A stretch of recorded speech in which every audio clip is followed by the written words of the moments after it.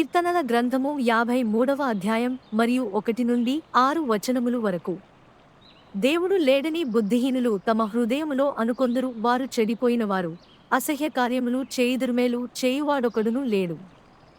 వివేకము కలిగి దేవుని వెదకువారు కలరేమో అని దేవుడు ఆకాశము నుండి చూచి నరులను పరిశీలించెను. వారందరును దారి తొలగి బొత్తిగా చెడియున్నారు, ఒకడును తప్పకుండా అందరును చెడియున్నారు, మేలు చేయువారెవరునూ లేరు, ఒక్కడైనను లేడు.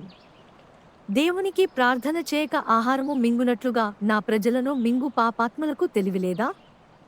భయకారణము లేని చోట వారు భయాక్రాంతులైరి.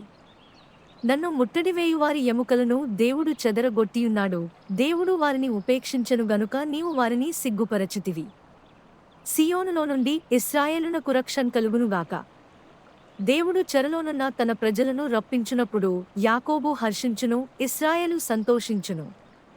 కీర్తనల గ్రంథము 53వ అధ్యాయం మరియు 1 నుండి 6 వచనములు వరకు.